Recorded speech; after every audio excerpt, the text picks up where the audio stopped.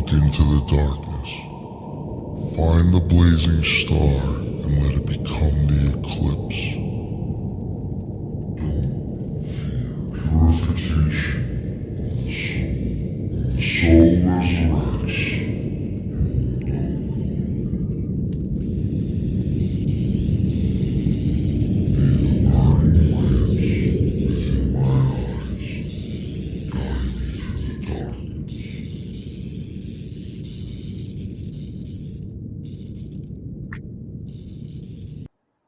I want these crew members leaving.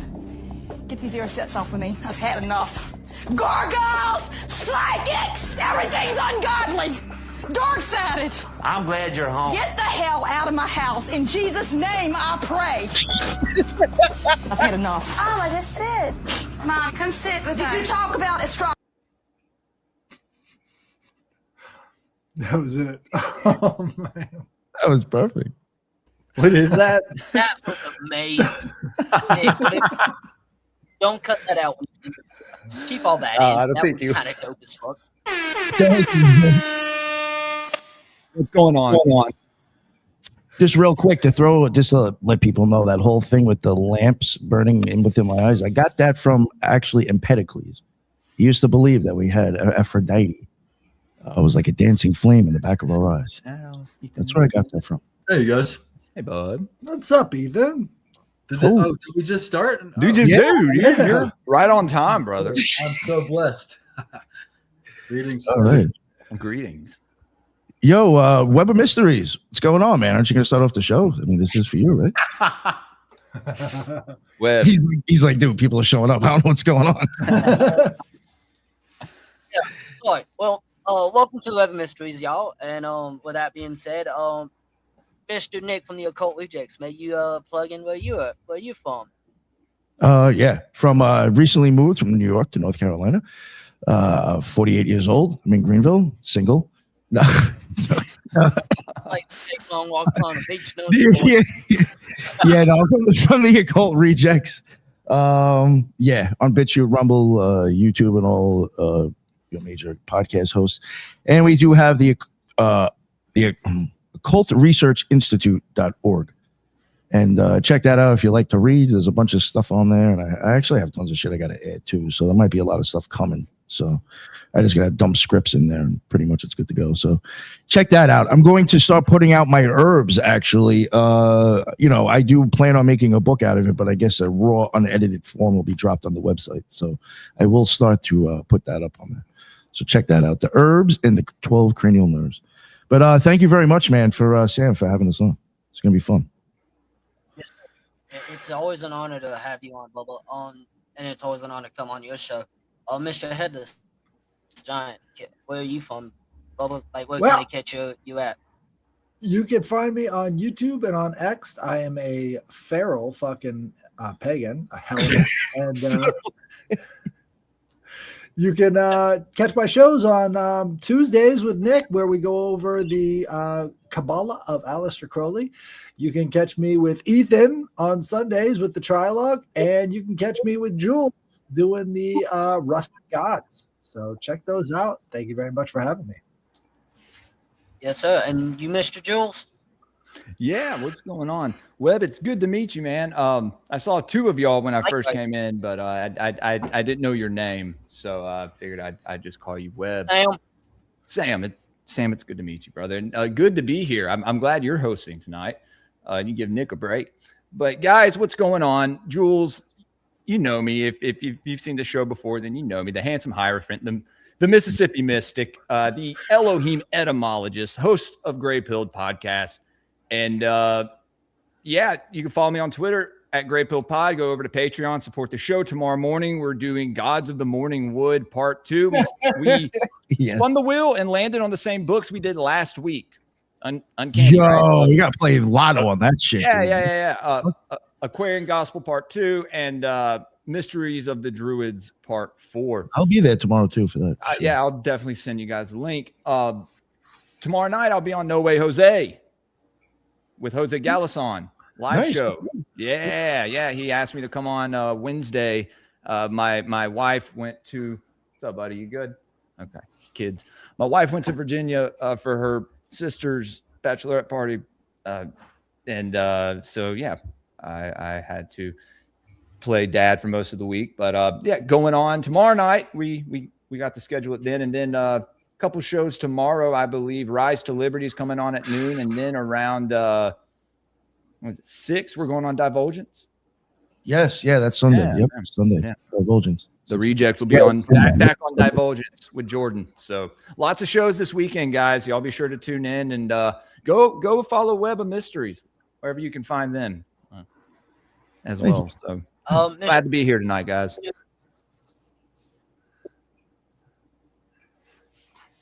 What's up? You there, Sam? Did we lose you again? Oh, you're breaking up, bud. Get you at. Say that again, sir. Oh, now we don't hear you at all, man. No. Yeah, you should have turned the TV on. Yeah, the same thing that happened earlier is happening. We had a Yeah. little bit of tech. Well, they were waiting on me to get off. Yeah, Ethan, sorry. Yeah, Ethan, introduce yourself for now. What you doing? I'll bleed on about myself. I'm a wandering Taoist, and I enjoy looking into all sorts of philosophy and writer of articles and books, and always honored to be here with the crew. And hopefully Sam is back here real quick. So I appreciate you having us, Sam.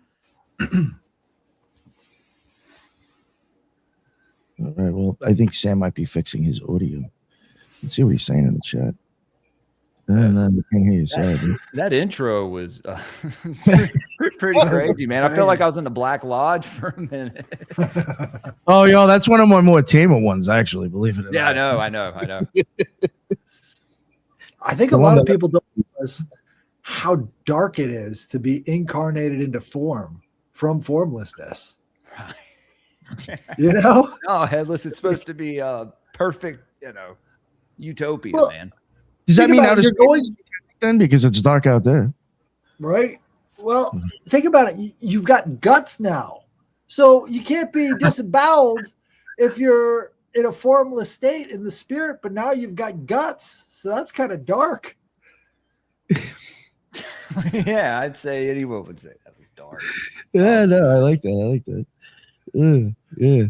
So Yeah, it's kids when they're really young like that, when they're first embodied, their face kind of depicts what is going on in their guts, right? They really have they're so guttural, right? That like you can tell like they're gonna burp or fart. It's all like that's like really Right what they're there. Flabbiness and yeah.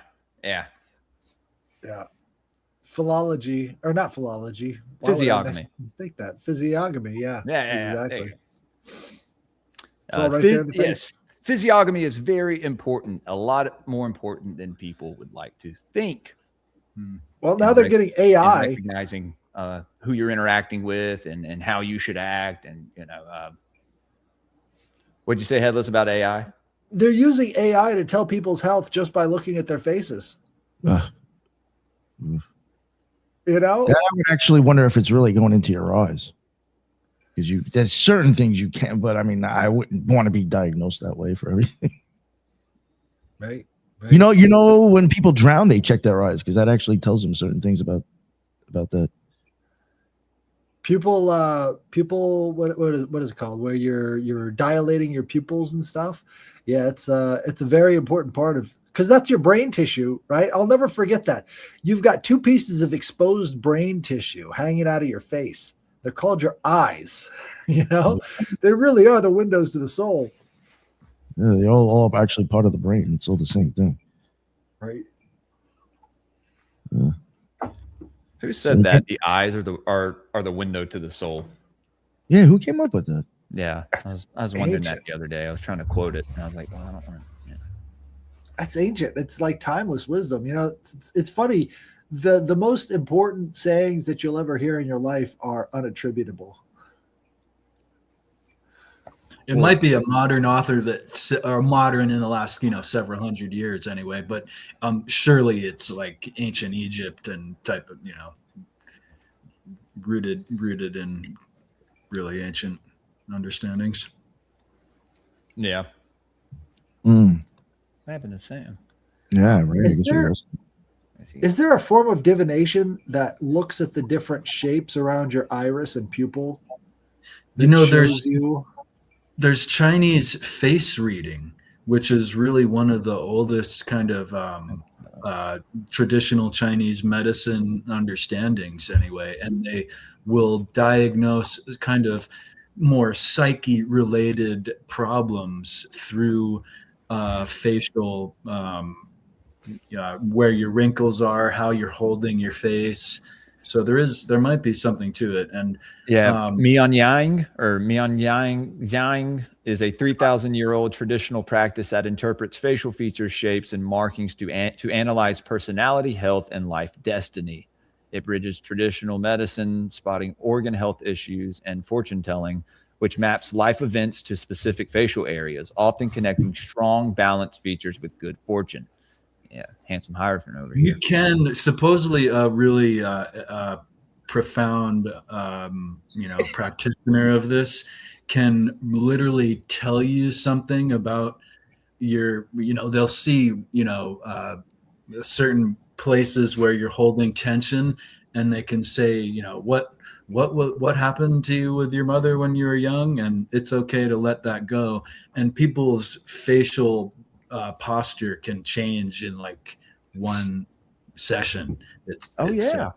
Dude, I'm pretty sure the longer you spend living with somebody, like your wife maybe, or your mom or your parents, you end up looking more like them. It seems like with a lot of older couples, they seem to kind of look like each other. I don't know, man. And I don't know if it's just in the South, but a lot of people end up having like this, like the names that like go off of each other. They start with the same letter. I don't know if people notice it like I do, maybe because of my job or, but it's very, very strange. Gives that kind of thought, like, I don't know, is it like, this whole simulated thing, which I've never really bought into, but some kind of code or programming behind each and everything, everyone, every thing that we experience. Oh, he's back. Can you hear us now? Yes. Yeah. It's actually might be the best we've heard you. Names have power. Yes, Howard. My name is Julian. Oh, sorry, Sam. I was yapping. Wait, Julian? Yeah. My name is Jules, but real name is Julian, and that means youthful. So I saw some friends, unfortunately, at a buddy's funeral about a year or so ago, and they were like, Jules, why do we all look, 12, 13 years older, but you still look the same that you did back in high school? I was like, I don't know. Must be drinking adrenochrome. Oh yeah, dude. Definitely. Gotta be that. I told them that. I'm pretty sure. I was just like trolling them. I was like, well, actually a vampire. So that's funny. I think I said it more like, well, I'm a vampire. So what's up, Sam? Said, we were talking about earlier before I had technical difficulties about Godzilla and his potential inspiration. Well, everyone knows that Godzilla is an allegory. It's an allegory to unchecked nuclear power, because in the first movie, what really woke him up was the nukes going off. But funny enough, the American Godzilla movie from like the early 2000s depicted him as being a mutated lizard from the nuclear testing from the Manhattan Project. Funny enough, Mr. Nick, if you can pull this up, look up. I'm not even going to be able to pronounce it, so I'll just spell it out for you. All right, hold on. Let me know. We're good to go. What's up? HON EGIO. Onigo? Ongio? Hungio, I guess it would be pronounced like. I don't know. I have Japanese ancestry. I do not speak a lick of the language. Again, You nothing. probably speak a lot more Japanese than you know. I mean, I do watch a lot of anime, so. Dude, speaking of anime, I don't know if you guys have seen on Netflix that one show, Vinland Saga. I've watched I've I've watched season 1. I binged watched it. I have not seen Season season 1 2 is yet. fucking great. Season 2 kind of gets a little weird, but dude, it's a great show and great characters in it as well. It's basically about a guy from Iceland whose dad was this jarl, or I don't know if he was a jarl, but he was he was known as Thor's his name was Thor's, but he was known as the troll of something. I forgot. I've been watching it this past week. I haven't finished it yet, but I'm not an anime fan, so it's kind of a If you movie wanna- later. Like, if you want a really good anime that is an allegorical to real life events, I highly recommend Full Metal Alchemist, preferably Brotherhood. That one, in personal opinion, is the better of the two. That's the 2009 anime adaptation. But I was Nick, if you can pull up that picture, please. Oh, I couldn't even find this this thing. When I put that in, nothing came up for it. It's HONEGYO. I know. Oh, Put Jack. Wyo? Yeah. Okay. Yes, Why sir. have we just figured it out? Sorry, I thought he said I. Jesus Christ, I couldn't fix that. Yeah, okay. Yeah, Headless. You should check it out, man. It's pretty good. Basically, the kid has to get revenge for his father, and I don't really know how to explain it as well as the show could. He's basically going on these Viking excursions with the guy who killed his dad. And every chance he can get, he challenges him to a duel and ends up losing. And he there's these other. It's them invading Francia. So Yeah. So this thing is called it's the yokai. So there's in Japanese mythology, there's Oni, which everyone knows that as one of the demons. Well, a yokai is another form of a demon, and these are typically like nature based. Like the Kitsune, which got really popularized by the show Naruto, which in of itself took inspiration from the folklore of the legend of Jiraiya the Valiant, where he's at in that mythology. He has a connection to giant toads and everything, and he's actually married to and actually Orochimaru in that is a trickster. So he literally got the three like great ninjas of Naruto. Literally took them from, and each of them, because Tsunade is the slug queen or whatever, the equivalent of that in the actual mythology. But this guy is the Hanyo. It's literally a little transliteration of fruitful yearfish. It is a legendary Japanese water-dwelling yokai, an omen of prosperity, typically appearing in rivers. It is described as a large, it's less than 2 meter long amphibious beast with dark scales, turtle-like legs, and mirror-like eyes. It's often associated with bountiful fishing seasons. And the last reported sighting of this, it was the most famous report was occurring in the Yodo River in 1866. The first Godzilla movie came out in 1954. So almost years later, but it got really big. Can you still hear us? Yeah, I can hear you. Yes. I hear you. Well, I think it's important that people know the different classes of spirits within Shintoism. So yokai would be like the nature spirits and also like ghosts and stuff like that.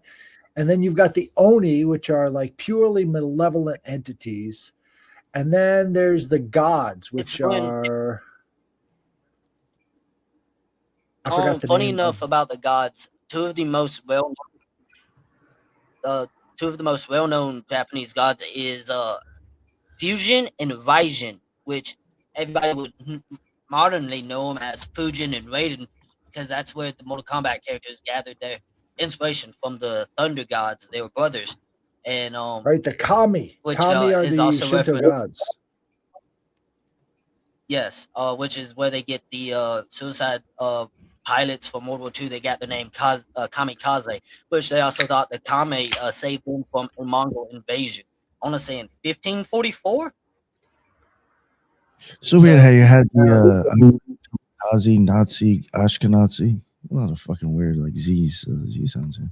Or no, I was gonna say, what's that thing on Dragon Ball Z? The Kamehameha or something. Kamehameha. Yeah, that would be like the God beam. Yeah. Yeah, Again, another anime reference, guys. This is the first show ever I probably mentioned anime. I just butchered trying to describe Vinland Saga. It's about a young kid named Thorfinn who is out and seeking adventure with his Viking comrades and trying to get revenge and trying to get back to his family at the same time. That's better. There we go. But yeah, Sorry.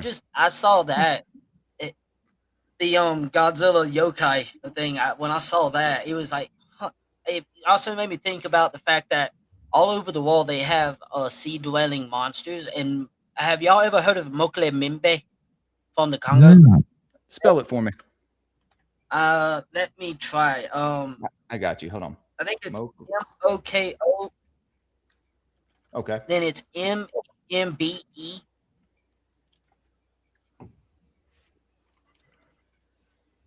Moko. Hold on. Okay, here we go. Mokele Mbembe. Yes. In several Bantu mythologies, Mokele Mbembe, also written as Mokele, I don't know. Not going to butcher that. Can you Can you pull up a picture of it? Yeah, man. Yeah, it kind of looks like a dinosaur. Hold on. Let me.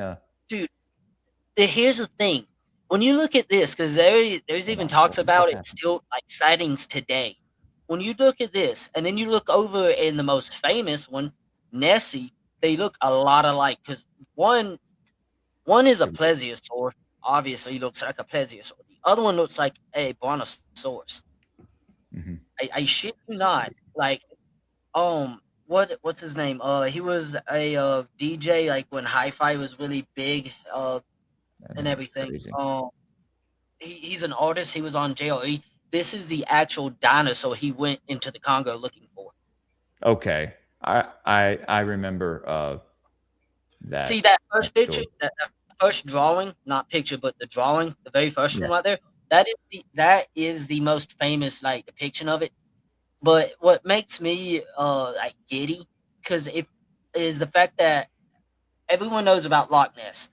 Most people have never heard of Mokele Mimbe, but have y'all ever heard of Champ from Lake Champlain here in America? I have. Yes. I have heard of that, yeah. Yes.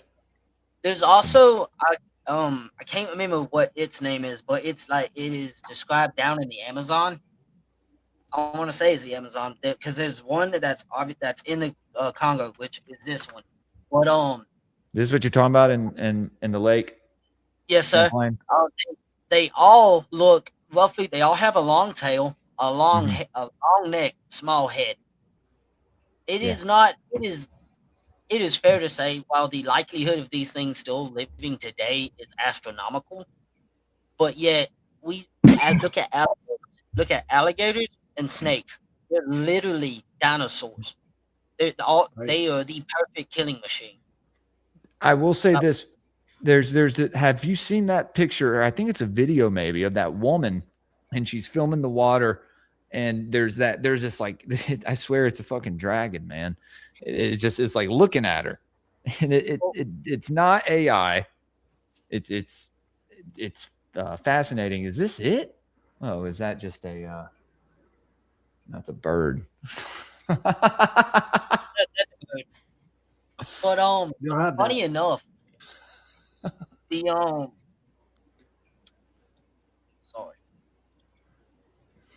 fact that there's a lot of people, yeah, it could be folklore and just like a hearsay and everything. Well, I think that the fact that they're also depicted on cave art and everything, a lot like mermaids are depicted on cave art all over the world, and there's pyramids all over the world. I think there's a lot of interconnections because in the Greek mythology you have the harpies, which is they're the ones that are half bird, half like they have the voice of women. Originally, the sirens in the Odyssey that lower men from the ship into drowning them, just they originally looked like that. Later on, did they start to look more like the naiads? And even then, the pretty mermaids that's depicted in like what we think of now, what was more of the Caribbean style. But over in funny enough, the most famous Well, point of mermaid. fact, actually, the sirens actually come from the harpies, right? So the Yes. harpies were the original motif, and then they transformed into these sort of water dwelling nymphs, and it's a The naiad. strange transition, but it kind of makes sense. Because and when you also look at the fact that the legends of how they would mate, they at first, which they referenced it in the Pirates of the Caribbean movie. But those depiction of mermaids are actually based off of the modern, not the modern, but the later adaptation when the sirens took on more of the nymph and naiad, which is just a water spirit, water nymph. It took on that persona. Um, that's when they became more beautiful and everything, which would because they were supposed to entice the sailors. And but how they would breed is they would take the men down, they would drown them, and then they would extract their essence, their seed, and everything. Then not only that, but they would feast on the men. This is accounted in multiple folklores and legends. But I find it amazing that everyone knows like all the white girls' favorite drink, Starbucks, right? You know that chick with the chick that's holding the tails. Yeah, that's based off of the African mermaid goddess. I can't think of her name right now, which is eluding I'm about me. to find out. Yeah, that iconography is based on her, and she is a mermaid with two tails.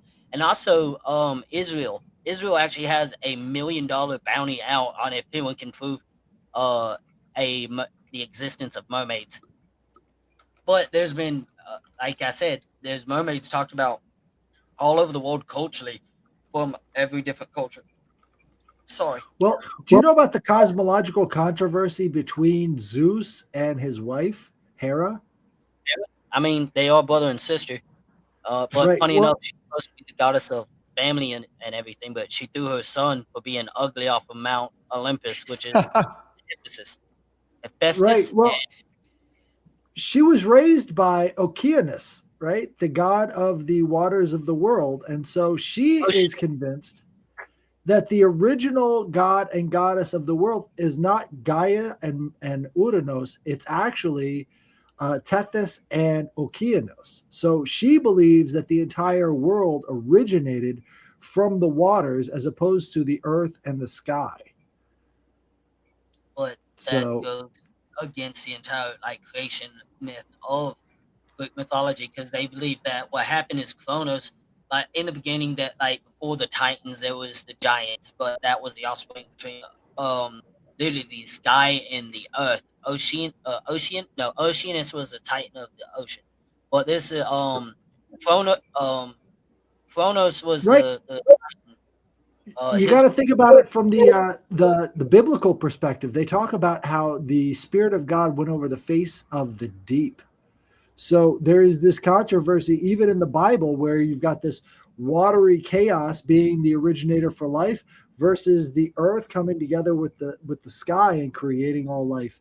So there's a sort of like a profound difference between the two, whether they came from the watery chaos of the depths or it came from earth and sky. So it's really kind of interesting, all the implications of that.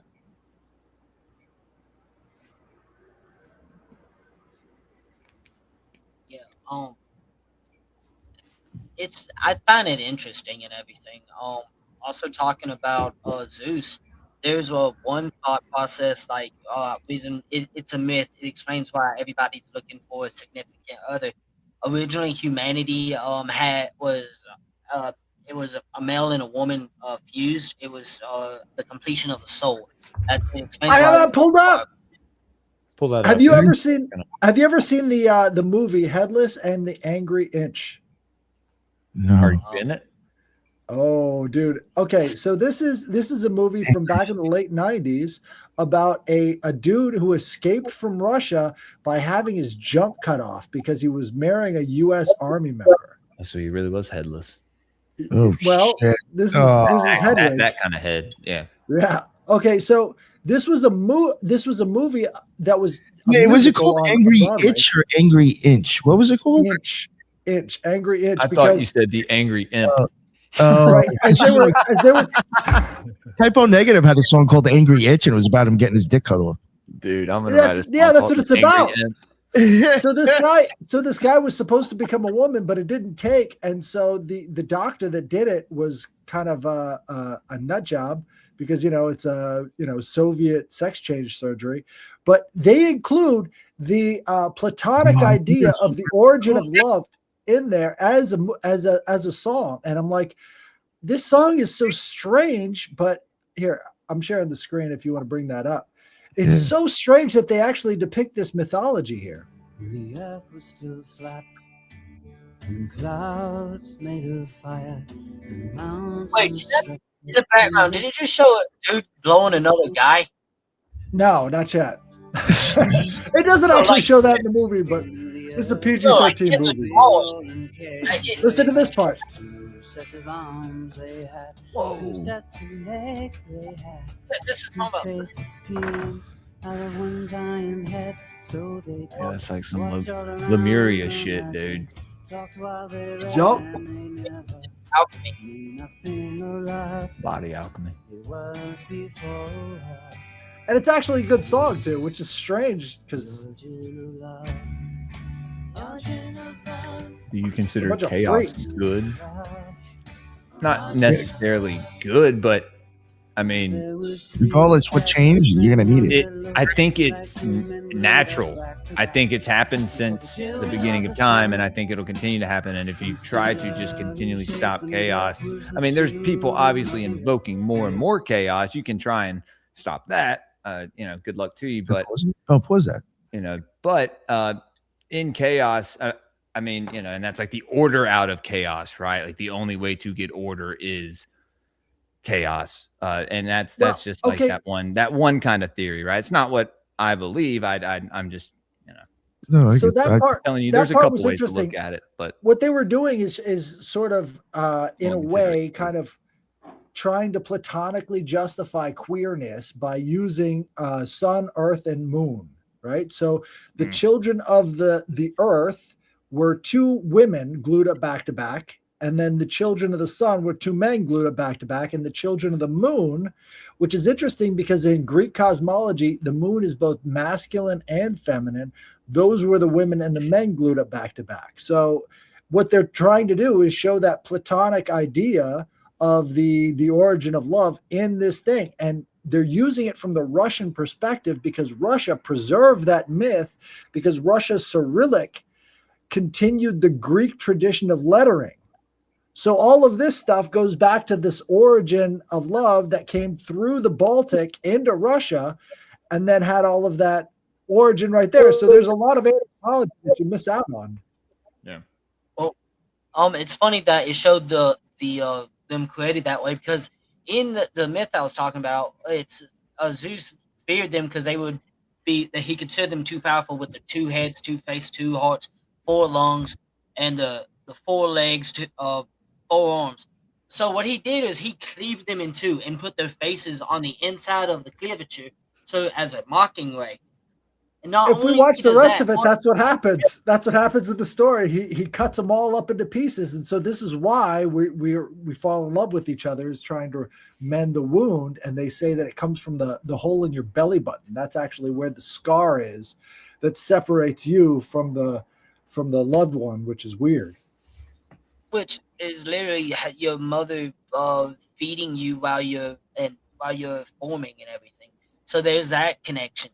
But I find it amazing. I find it into the intricacies of it, because when you look at that, how that myth is essentially a rebus. Because in alchemy, you have 2 Magnus Opus, the Philosopher's Stone, and then the rebus. You can't complete the rebus without first completing the Philosopher's Stone.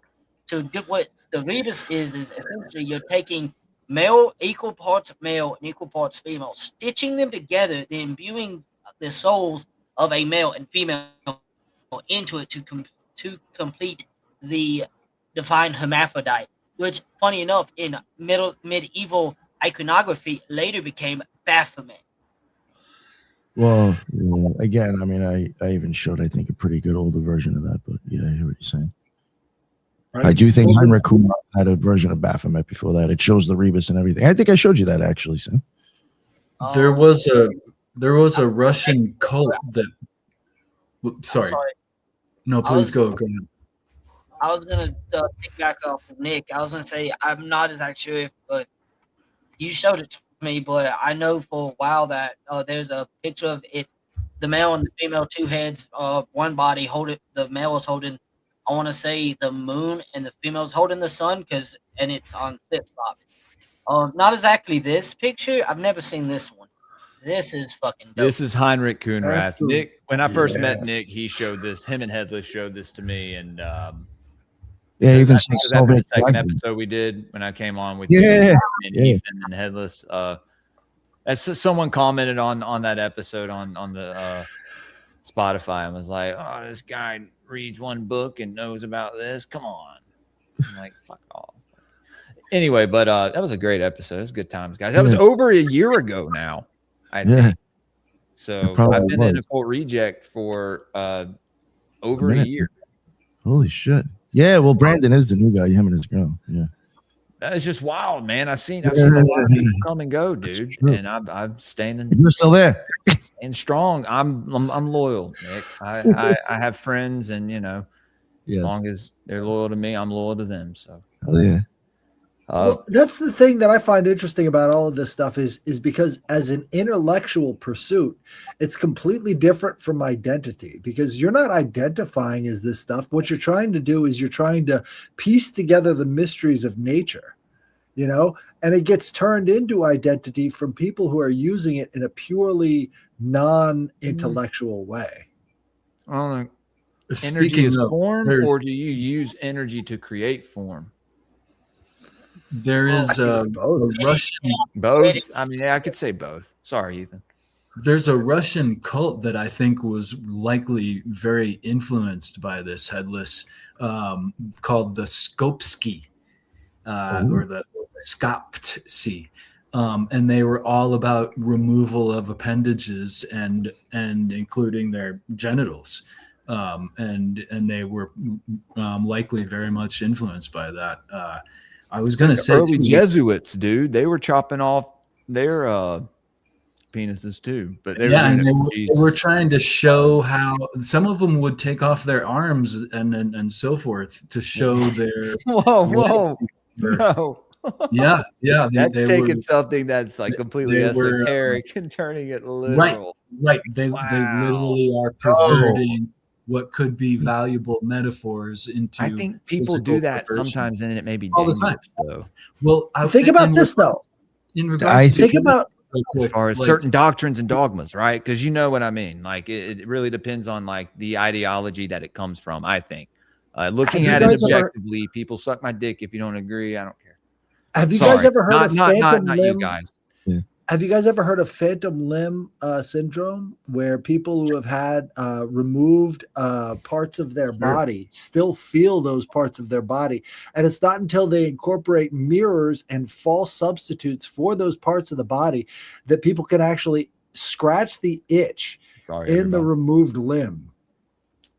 Had a long day. There was a case of a guy, he lost his arm and everything, and he said for like 5 years, it felt like his hand was as hard as it could, and it was driving him insane. They finally used a mirror and like had him looking at it and had him open his other hand, and it tricked his brain into actually easing up, and it finally the pain went away. The shit's wild what the human mind can do. The human mind is a computer. You can hack that shit. Oh yeah, that's totally. That's why I think a lot of stuff is happening. Sometimes I forget people are having conversations in the chat, and I think they're speaking to us. Oh yeah. I wouldn't even pay attention. Not right now, but just like I was about to say something to somebody in the chat to respond, but I think they were talking to Howard, so I'm like, okay, so there are conversations happening. Oh no, there is though for sure. Okay, I forget sometimes, dude. Yeah, I fucked up. I've actually started saying stuff in there that made no sense because yeah, it's okay. I think even chaos can be kind of perverted and misunderstood in a sense. Is it bad? Well, I mean, I wanted to answer that too. Right? Like Set as one of the original symbological, gods of chaos. His hieroglyphic is a plow, which is an example of a very chaotic tool for the ground, right? But it is something that is creating order out of chaos, right? You're literally creating rows of beds for your agricultural use, in effect. So is chaos bad? Not necessarily, but I mean, it surely is not, we look at it in the way we would use it is not necessarily like the Set example. Sorry. You know how I look at, just real quick, I want to throw this in there. You're good, dude. I think when it comes to even just the word chaos and magic, that is all that, for me, all that is just creating a change. I even think that my total opinion, chaos magic is redundant. You're saying the same thing. I think magic is chaos. Maybe it's just you're trying to use that to explain something else, which I get, but it's kind of just repeating the same word over, I think, just for me. But I would say chaos could even be the fact of me switching from Newports to Marlboro. Me deciding to do one thing and not. If you really, really want to think about chaos being just change, the fact that my heart decides to pump and push is now chaos. The fact that my lungs decide to fill up and then blow out is chaos. So if there wasn't chaos, I'd probably be fucking screwed if I wanted to live. So yeah. There's definitely times when chaos has actually probably influenced me in my life to do better, right? Right. And so there is like, there is that aspect to it where it does come in handy of someone. If you look at our body, I think it actually exists in a total state of chaos if you really pay attention to how it works.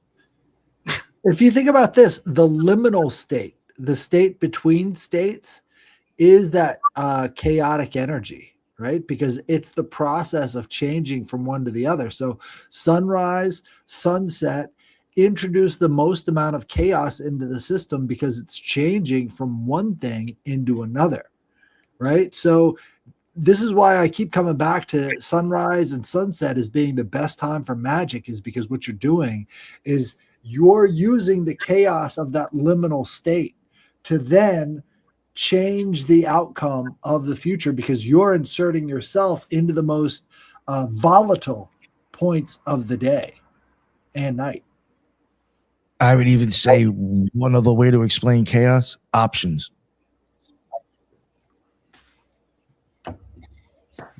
There you go. As long as you have an option. So, in essence, we're always living in a liminal state because we always have the option to change. Yeah. So I got a question for you, G. Go ahead. Do you think it is nature over nurture, or nurture over nature when dealing with definitely nature over nurture, dude. See, I think there is such a thing as the balance between the two. Nature can be nurture, can it not? Yeah, absolutely. Yeah, The balance between the two is upset by chaos. And this is why chaos is always seen as sort of like a bad thing in major political events, whereas these are opportunities for the people who are aware of them. And if you don't know your opportunity, how can you be aware of the way that you can affect that chaos to your benefit? You're right. Thank you. Oh, thank you. What's up, Sam? I honestly, my mind has just been blown. Yeah, so I at this Oh, that's point, from the shotguns. What do before. you think, Webb? What do you think? Nature over nurture or nurture over nature? me. Yeah. I think it could probably play it with both. Though I do think with an innate like psychopath, I think that they could with nurture they could probably be quote unquote like tamed where they could work in society. But a sociopath, not so much. Right. I think you could Yeah. I think you I could give agree. them an angel and they would drive the angel to drink. Well, then it's our job to take that sociopath out, is it not? Angel. As Angel men is of the honor. key.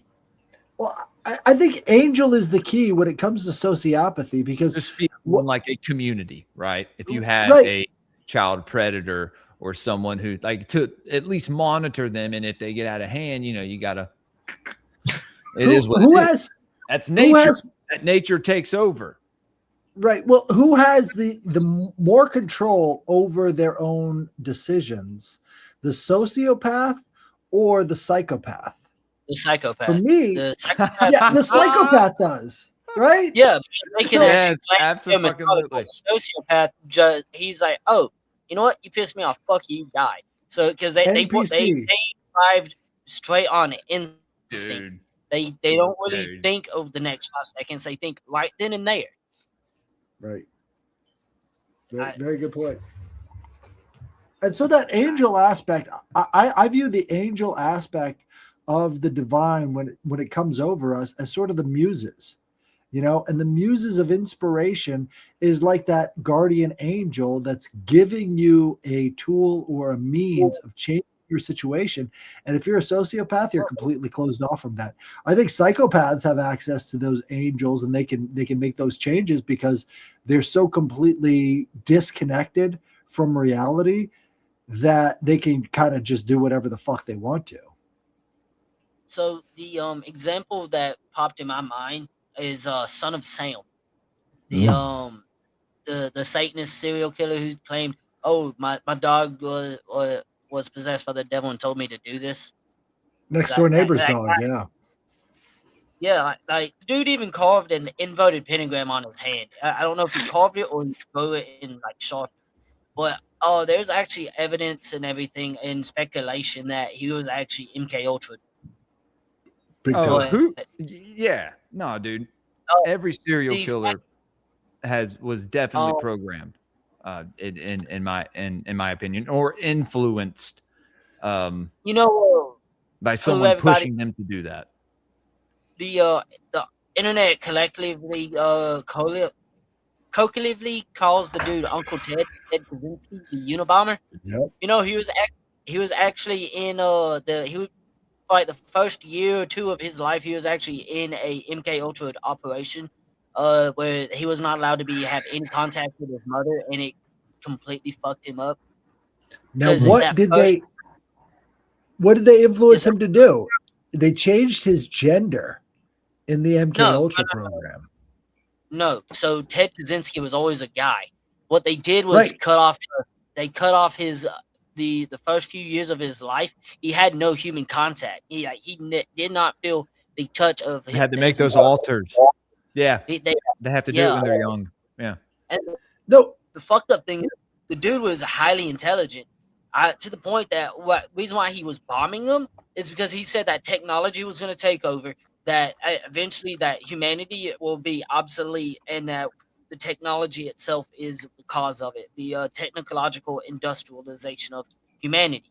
The fucked up What I- thing about it, he actually sent in a thing in the mail and actually answered solved one of the hardest equations and everything, and they actually said answered by Ted Kaczynski.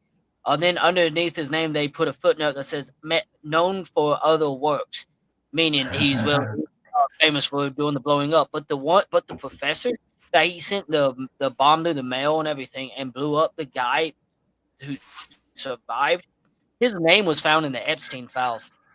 So maybe Bingo. Uncle Ted wasn't exactly wrong. I mean, we do have AI and clankers cut now. So, dun dun dun dun dun dun dun. Filthy tin skins.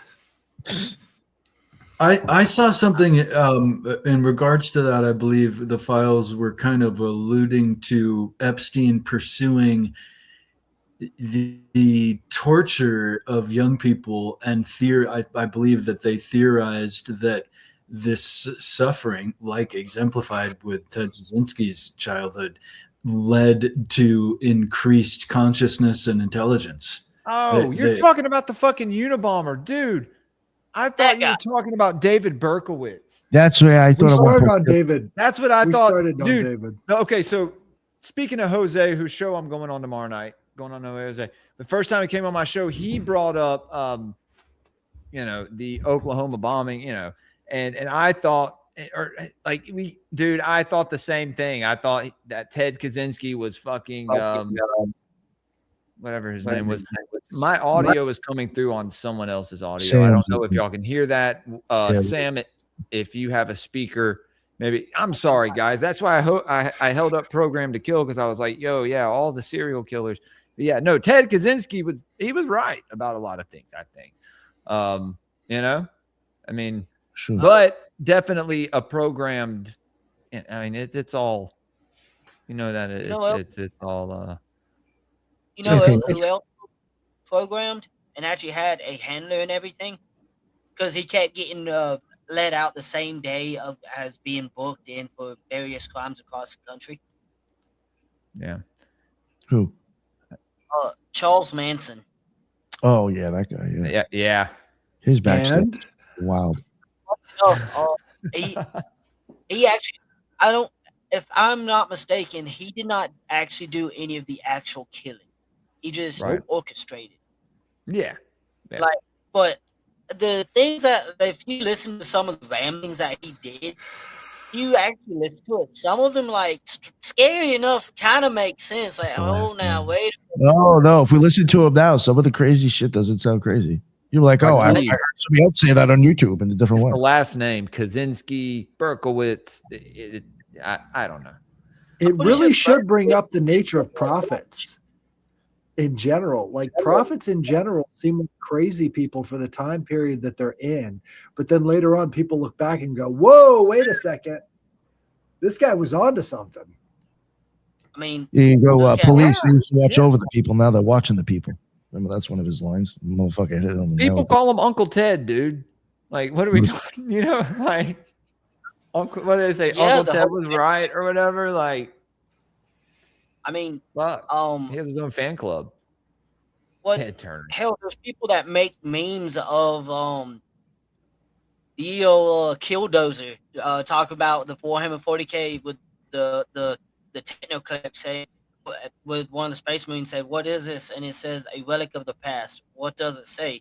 It screams it for rage, and it just shows the Killdozer. And I'm like, I mean, I love Warhammer memes. They're so on point. Blood for the blood god. I'm telling you. One of the sentences in the Ted Kaczynski presentation, whatever it's called, that he mailed out. It's amazing. This was like in the late 80s. Imagine a society that subjects people to conditions that make them terribly unhappy, then gives them the drugs to take away their unhappiness. I mean, that's like social media. Yeah. Right. Yeah. All of the internet. In 2000s. Have you guys ever looked into the Macy conferences of the 1940s? Is this the same Macy family where the in honor of the Macy's Day Parade, the husband and wife, they went down on the Titanic, and that's why they have the plaque and everything for the Macy's Day Parade? No, this is a different Macy's conference. The Macy's conference of the 1940s was talking about cybernetics and how there's a feedback loop between the machine and the human. And so they wanted to take cybernetics and change that into basically a Skinner box. And if you know about a Skinner box, it's basically where you've isolated a human inside of a very controlled environment where all inputs can be firmly, put in place and controlled. And so Skinner, he put his own children into the Skinner box to study them based upon the inputs that he was putting in there. So usually they use like pigeons or rats inside of a Skinner box. But what they said is you can get the same kind of effect of a Skinner box if all people have to interact with is the computer, right? This would be the cybernetics conferences of the Macy conference in 1940s. So what they're trying to do is show that you could actually create this false reality where the feedback loop is between you and the machine ends up dictating your reality.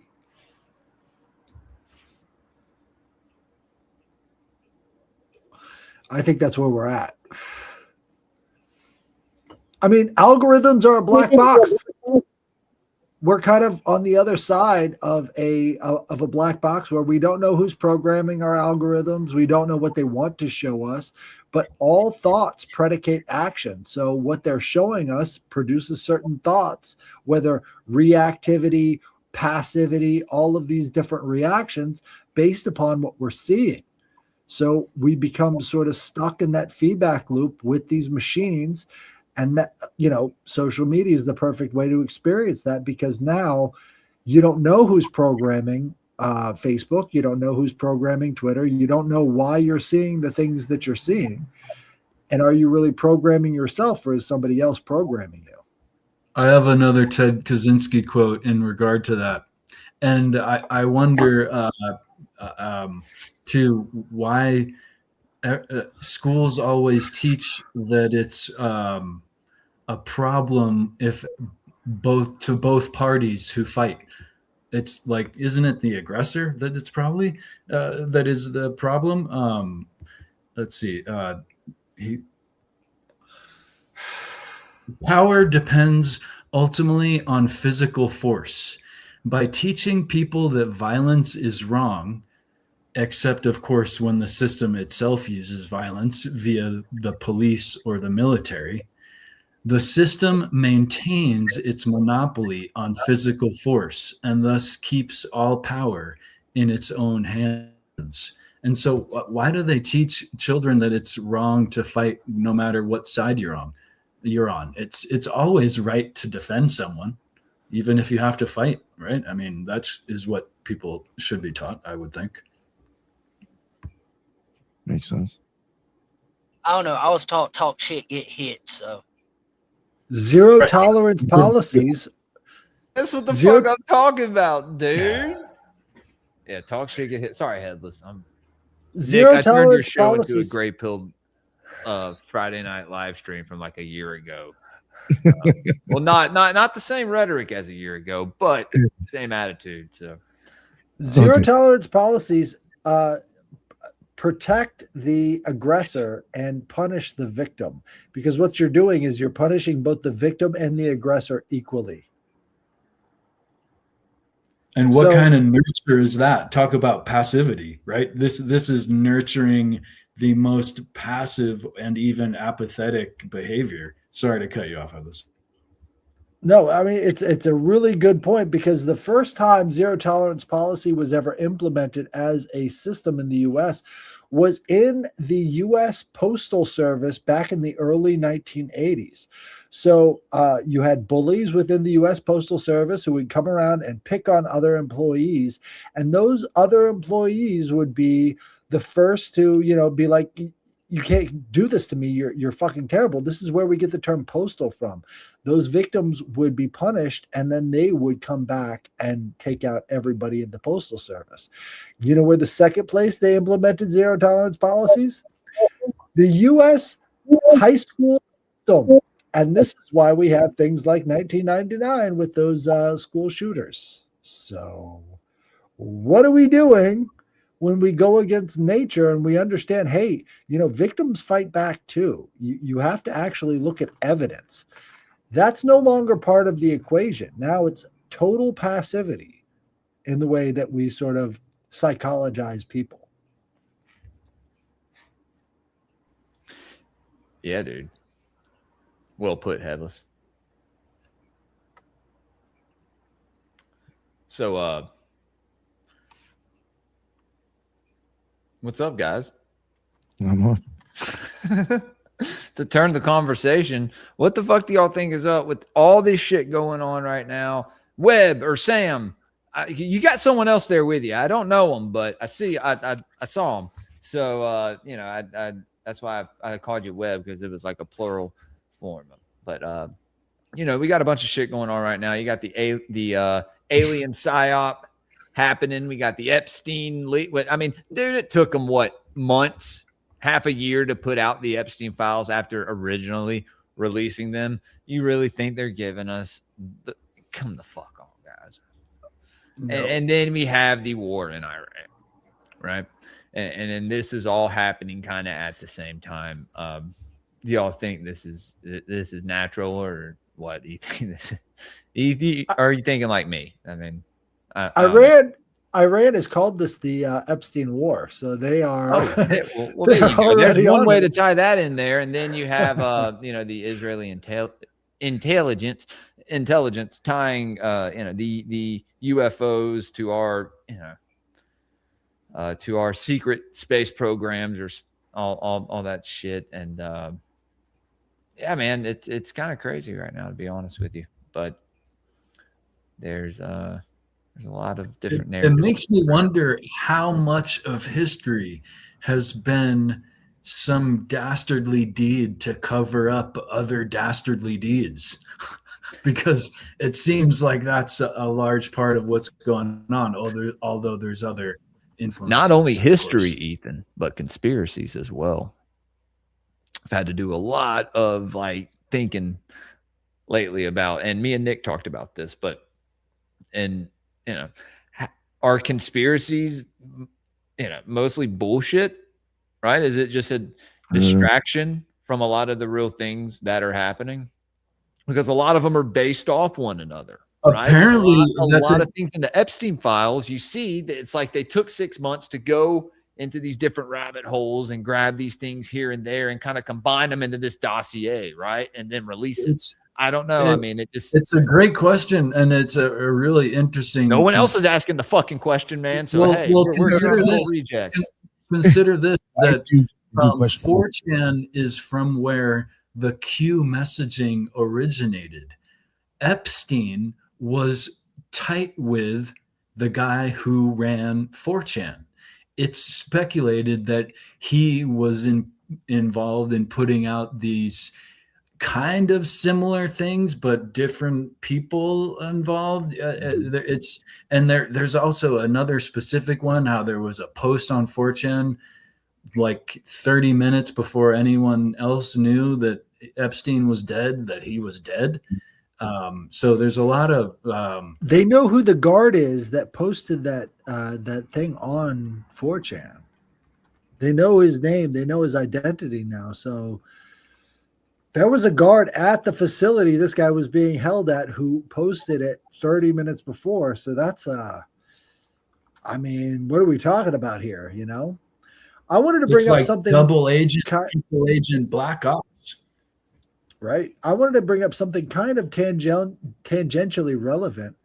Artificial intelligence brings a fly to life. Have you guys heard about this story? Yeah, that's pretty freaky, dude. It took its intelligence, right? What it did is it mapped out every single nerve ending and every single neural network within the fly, used AI to put it into a simulation. And then they found that based upon the neural networking of this fly, they could make a perfect simulation of a fly with the same behaviors and activities of that fly. This kind of brings me back to that computer vision episode that we did, where all they're doing now is just using the neural network map and then plugging it into a simulation and getting the same behaviors and responses as a real living fly. What does that say about us? Some weird shit. I saw that stuff. It was like one of the articles I actually read, like a news article. I was like, oh wait, let me actually read this.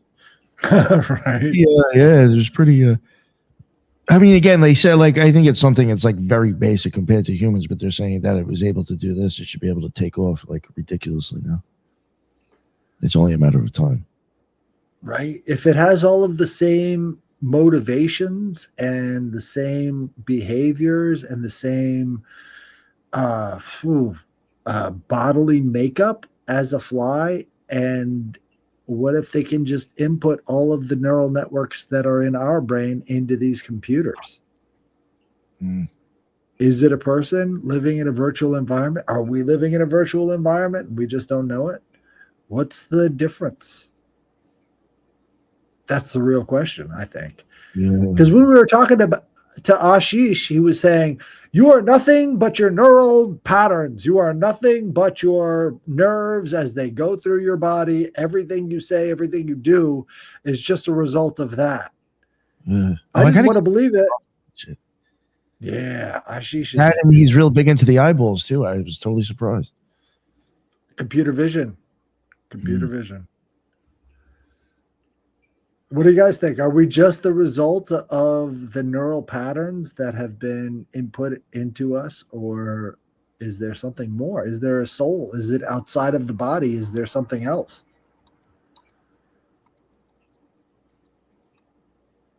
Oh, I guess he dropped out. Yeah, I think he said that his mic was. I do sometimes, like, even like him talking about like the whole nervous system. I do think that is like a big, huge thing that is like used to tap into creating feelings within ourselves. You know, like it could even be like weaponized against us. You know, between the nervous system, and then if you even start looking at, like, it's such a weird, like, if you really think about like your body and how you're existing and perceiving reality, even like your eyes, like they project out a certain amount of distance, and then it's like almost like 6 feet. And now, like, they're even starting to say they think that there's somewhat of like basically what's out there is also contributing to what you're also perceiving. It's like a feedback loop. So it's just almost like between that and then your nervous system, just like a fucking bag of reactions. You know, that's one flush. Fucking your nervous system being fucked with. That's one way of putting it. There's this difference with the understanding that we are basically in reaction mode all the time, especially when slightly stressed, say in a martial situation, you're just in reaction mode. If you can try to not react but respond, it's a subtle difference, but it's a mental kind of switch that can be better. It can result in better, more effective action, even in a stressful situation. Not react, but respond. It's like a shift in the nervous system, if you will. How subtle of a response is necessary to change the course of all of history? I would say the power of not doing things would be so remarkable, right? So like just that act, the action of inaction, in a sense, would be really profound. Right. That's part of it. What I would say is that we're sort of coming back to these threads of fate idea, right? So, you know, the ancient times, we have all of these different ideas of the weavers of fate in all of this mythology, where you've got, with the Greeks, they had the 3 women who are the measurers of fate. They are the cutters of fate, and they are the weavers of fate, right? And now we're kind of understanding that maybe all of those threads of fate have something to do with our nervous system. And we're sort of being driven by that. Maybe they were viewing something on a spiritual level that we're just now starting to understand on a mathematical and scientific level. Think of the story of Oedipus Rex, where his father was given an oracle that said that your son is going to overthrow you and take over your kingdom.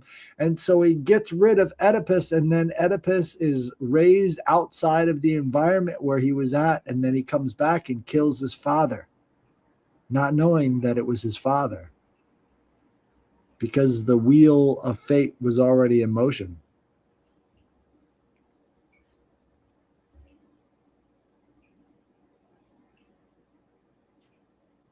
We lost Sam. Sam, you there? We could be. We just don't hear him.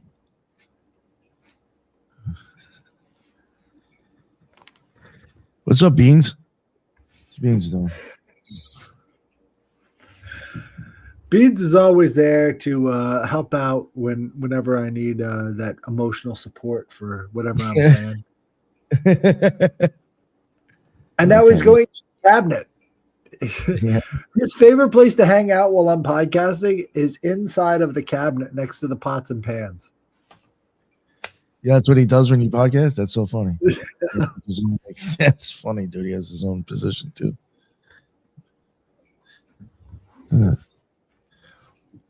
Yeah, what do you even like going back to the conspiracies? Like, Headless, you think a lot of that stuff's a lot of bullshit sometimes? I think that what we do is we catastrophize, right? Especially with the Epstein list. It's like we're catastrophizing them into something more than what they are. What they are is power brokers. That's their main purpose, which means that if we're going to be objective about it, what they're going to do is whatever it takes objectively to get what they want out of the people that are in their downstream network. Right? That's what being a power broker is all about. So whether it's blackmail or, PDF, whatever, they'll do that. But how common is it that they're going to put PDFs in positions of authority? What they're going to do is they're going to be more psychopath about it. Whereas we think of it like a moral question. They think of it as a utilitarian question. And a lot of people miss that because they're thinking about Satan and demons and all this other stuff that you can't actually understand in any way, shape, or form because it's outside of the realm of human conception.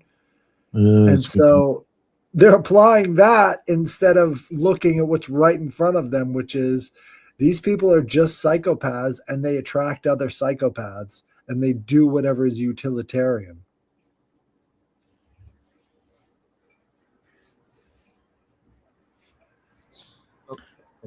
Sorry, my mic. I think that's my mic. Can you hear me now? Yes, we can. Yes, we can. Okay, yeah, something happened. I have to get a new cord or something for my audio box. Yeah, it sounds pretty bad. Fucking with that. Hold on. Oh, no, you sound fine now. No, but you're not on. Your audio is not.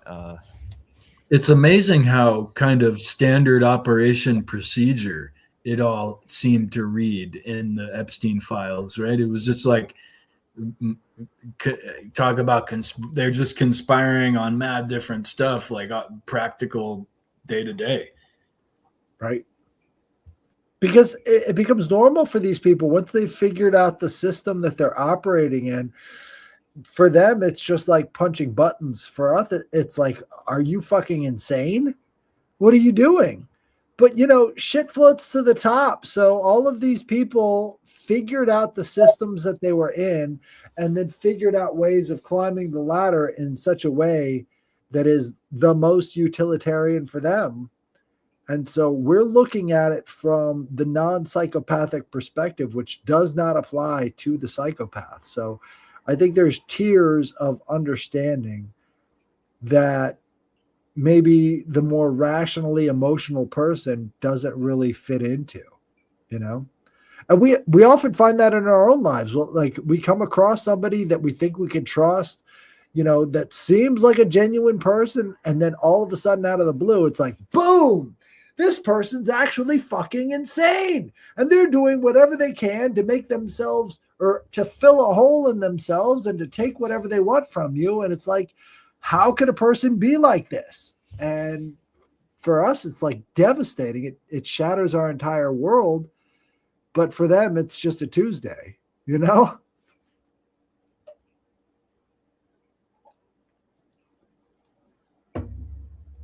agree with that. A lot of sick I want to people out write a there. book. I want to write a book called Perfidy. Have you ever heard of perfidy? Yeah, but remind us what it is. Perfidy is the idea of disloyalty, right? Disloyalty to an extreme. I mean, we've got a it's not Marine on here. a charge in the military, right? Well, it is a charge in the military, but it's also, you've got Semper Fidelis, which is the Marine Corps motto. The opposite of fidelis would be perfidy. And we've lost the word perfidy in our regular understanding. But perfidy is just like a concept of disloyalty that people used to, level at each other. And now it's become so foreign to us, we don't even have the word anymore. It's almost completely absent of anything that we conceive of. So it makes the people who are perfidious a lot more common, because the word to describe that type of duplicitous, terrible behavior has evaporated from how we see the world. So perfidy is non-existent and universal at the same time. I missed most of that, dude. I just fixed that. I didn't know if it was something picking up on my camera. Then I realized it was my headphones. If I jerk back sometimes slightly, I'm scared to even touch anything over here now. Need to get new headphones. Guys, I think I may be at 1,000 on YouTube. Oh shit. Now, oh shit. Now you just need you probably don't have it set up. I think I have it to where you could send super chats in to the Occult Rejects if you have anything that you want us to fucking talk about, or if you just want to support the show. You can also send Rumble rants in. Yeah, already know, but don't know what happened to Sam. And I think we're in Mercury in retrograde right now, right? Seems like we are anyway. It makes me think. That's a great idea, topic, Headless, and something I've given a lot of thought to. It's like you almost expect people like you're looking at their honesty, Headless, and then honorability is even another level, right? Where it's like they're not. That's hard, even more hard to find. Right. Well, I view it like this: the fish rots from the head. Right. And so if you don't understand the nature of ubiquitous perfidy, then you can't really call it out. You can't really identify who is untrustworthy in your own life. But ubiquitous perfidy describes the widespread, common, or everywhere present nature of treachery, betrayal, or deceit. It refers to a pervasive atmosphere of untrustworthiness, where betrayals are frequent rather than isolated.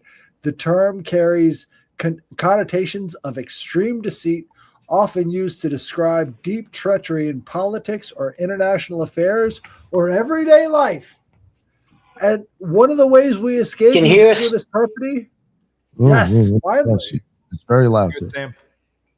One of the ways we escape ubiquitous perfidy is online, right? Because if there's nothing ventured, there's nothing gained. Yeah, at least you don't have people backstabbing you if you can keep your anonymity. First time I've ever heard this word. Ubiquitous perfect. It's my phrase now. I think I should write a book called Ubiquitous Perfidy and just lay out the case. Just give me a design, we'll make a shirt. Nobody's ever heard of the term, and it's crazy because it's so fucking prevalent.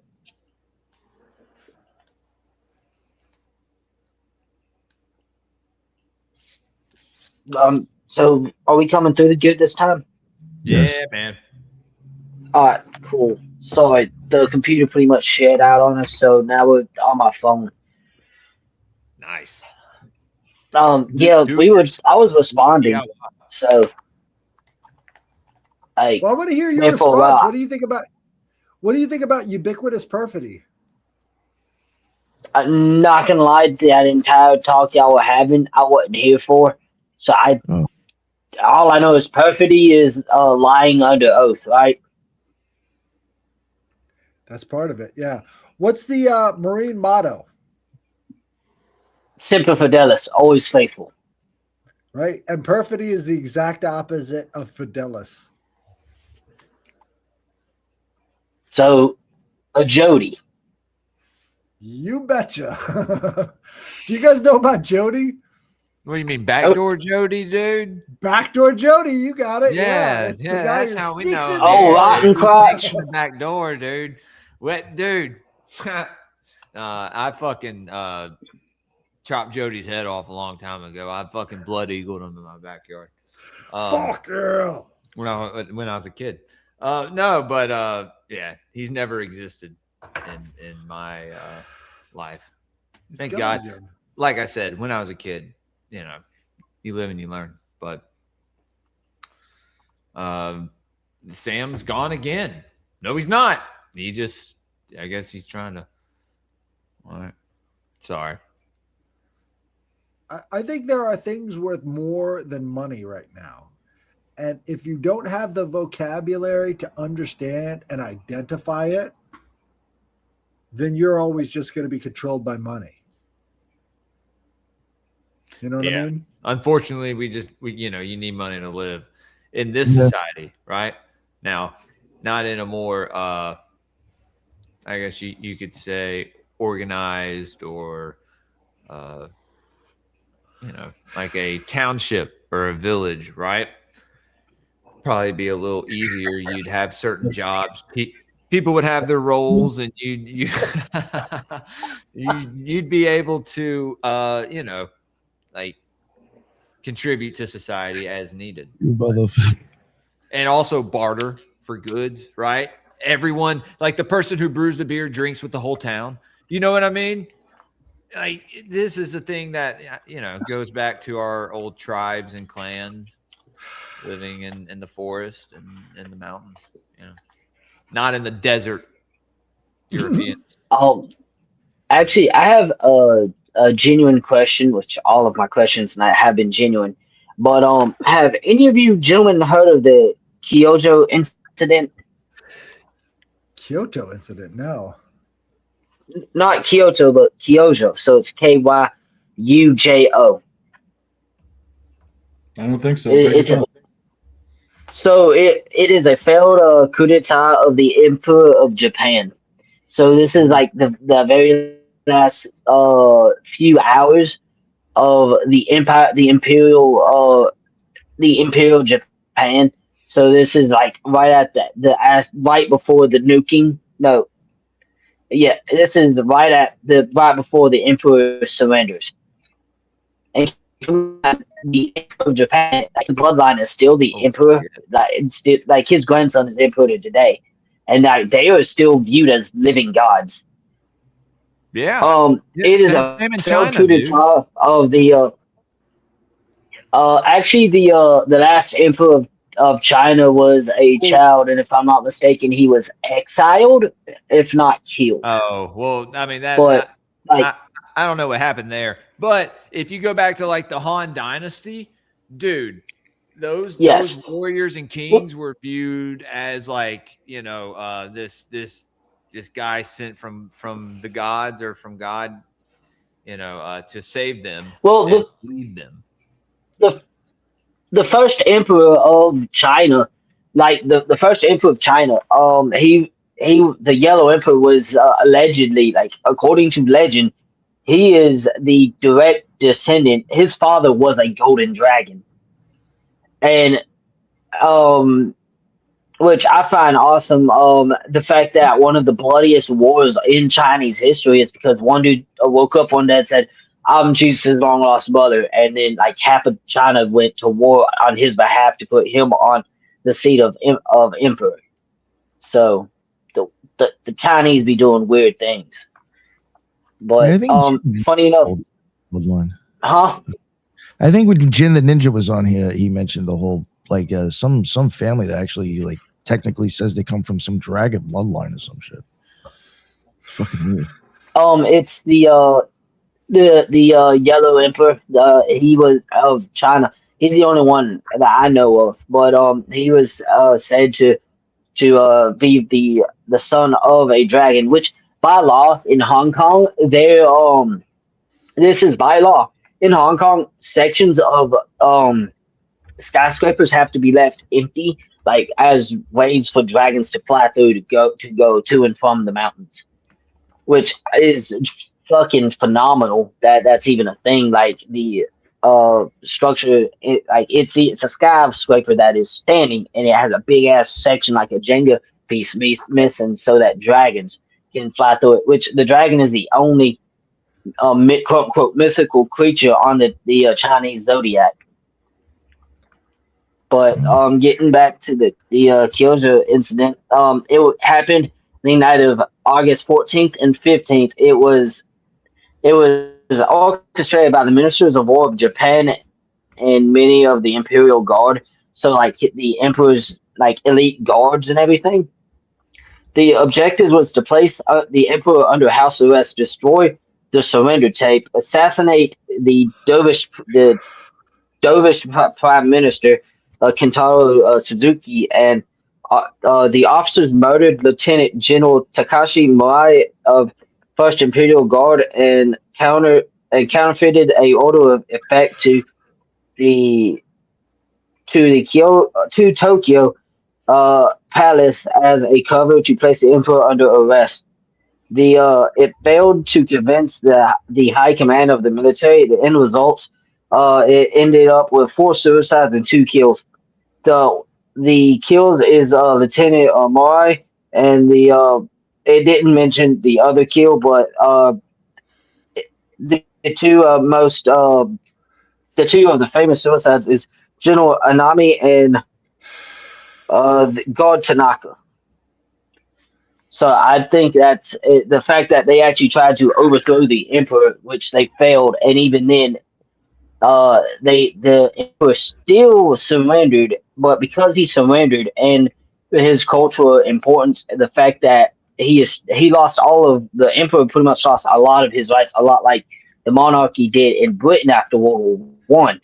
But he is still quote unquote seen as a god figure in the Japanese culture. And actually, when his people actually first heard him, they didn't. Most of them didn't understand his dialect because he actually had a different dialect than the main dialect of Japan because he talked with the older dialect because of his nobility. And the night right when he broadcasted his surrender was actually the first time most of his countrymen actually heard his voice.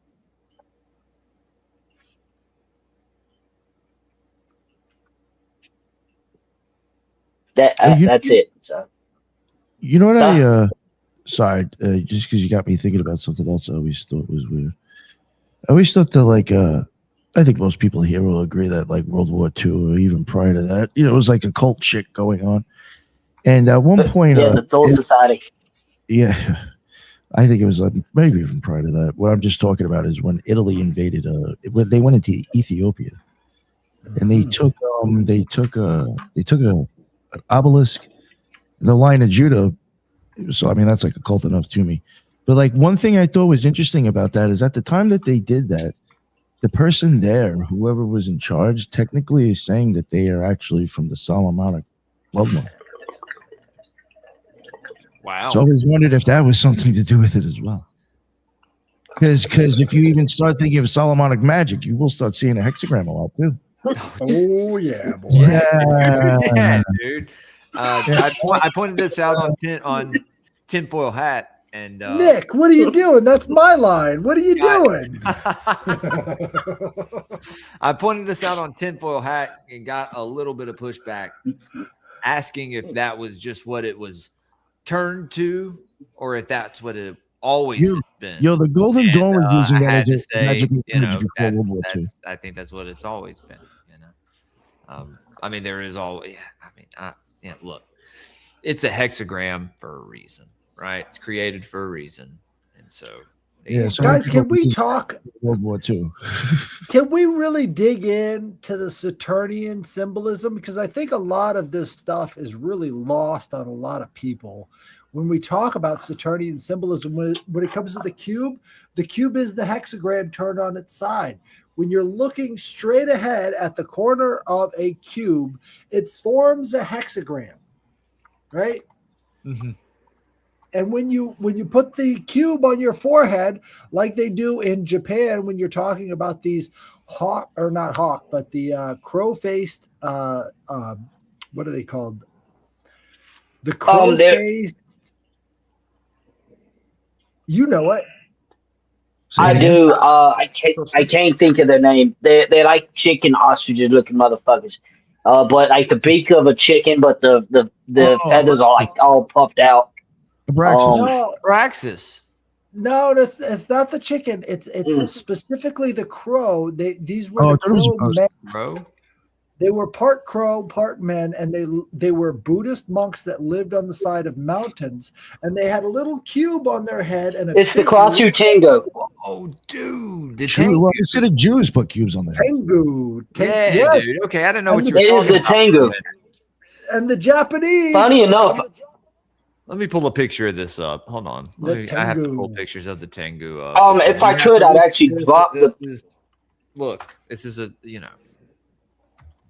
we're not. Funny enough, there's a actual picture of a Tango. I sent it to my buddy who is Jewish, and it's him holding a scroll in one hand, right, and he's holding money in the other. His nose is big as fuck, and he has a little black cube on his hat. And the funny thing is, this is not me. This is the Japanese. They describe it as a troll-like figure from the mountains that is covetous of gold, and that it would also steal your women. So Shit, it's gonna steal your women. Computer. I just there's the 6-pointed triangle in the Tetractys that is outlined subtly. So within was the- it stolen then? Was it Well, stolen and used No. in Solomonic magic? Nobunaga was waging war on the Buddhist bankers that were invading Japan. Okay. Sorry. yes, and And he's also the direct ancestor. Well, not the direct, but he is an ancestor of the current emperor. Right. Well, he was the first one that unified all of Japan from all of these different nations into one. And he did that by getting rid of the Buddhist bankers that were actually trying to divide up the place through banking practices. So these Buddhist bankers came in through China, and he depicted them as the Tengu. Right. So let me pull this up real quick. Yeah, here. I Um, didn't see that you had a pic that was already ready. So Yeah. Oh, there he is. Look, he's got the little cube on his forehead, and his arm is all wrapped up. So he's a Talmudic rabbi, or he's like a Hasidic. He's a Buddhist monk. Whatever Now, they're called. what's in common between the Buddhist monk and the Talmudic rabbi? Is that they have this sort of nihilism, right? So the nihilism is important when you incorporate the ideas of Saturnian, Middle Eastern, and Mediterranean mythology, because the nihilism in that sort of system produces people that don't see any value in the native cultures, right? So they try to destroy all the other gods and then create sort of a black hole god of their own. Yeah, there's even an emoji for it, which is so strange. It would include that. Oh boy, love you, JC. So there is this idea of perfidy within that as well. So I would go back to the Orphic hymn to Saturn.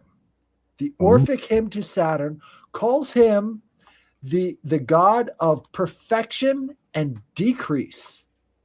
Perfection and decrease. That is very deceptively simple.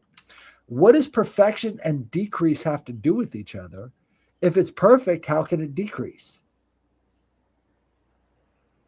right? So this is sort of the mystery within the idea of the Saturnian or the El or the Yahweh type God, is that it represents a type of nihilism and also simultaneously the golden age.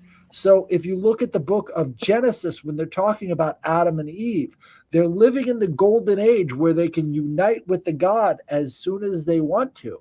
Everybody's trying to achieve this golden age. You can find this in communism as well. It's the achieving of the golden age where nobody wants for anything. Everybody's needs are immediately accomplished, to each according to their need, from each according to their ability. That idea has never played out fully in reality, and what you end up with is a failed society based upon the principles of perfection and decrease. Just like these ancient myths about El, which is so strange, the continuity when you look at it from that perspective. Dude, El is a strange figure. Nope. Yes, it is. Yeah, dude. Get into those Ugaritic texts and the ball cycle, which is interesting to read, but very dark in nature, right? So This is why I'm a pantheist, because once you start noticing, you can't stop. Right? Yeah, everywhere. Across cultures and everything. Yep. It pops up in the same thing. It's okay. So the gods are a persona. This is what I keep coming back to. If we really want to dig in and define what is a god, I find that it's very important to understand it's a personification of a sphere or a circle of influence. I said this on the very first episode that I was on with you. It is held up very well. That's my definition, a personification of a sphere of influence. Yes. So when you're defining the sphere of influence, I agree. you can start to see the persona emerge. Especially in a vision or in a hallucinogenic state, or even like dreaming, right? Near-death experience. I mean, there's so many things, and people don't realize that what you experience in that setting is your perception, right? So a lot of people experience, Jesus, or if they're Muslim, they'll experience, I don't know, Muhammad or whoever, and like so on and so forth. And so it's just like, Every I vision, think you're right, Headless. every vision you have, even when we're looking at the screen right now, it's 50% you, 50% the outside world. Yeah.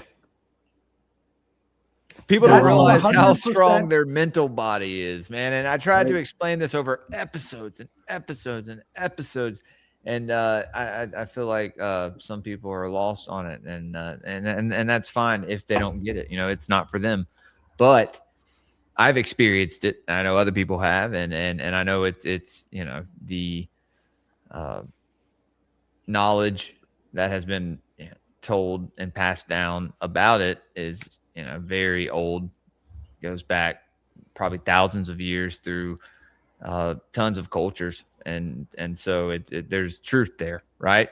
There is visible, there's viable truth, like physical. I mean, tangible, right? Like you can experience it, Right.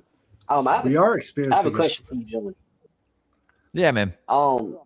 So I can't help but to think, because I know that each and every one of you are very knowledgeable on different subjects and all.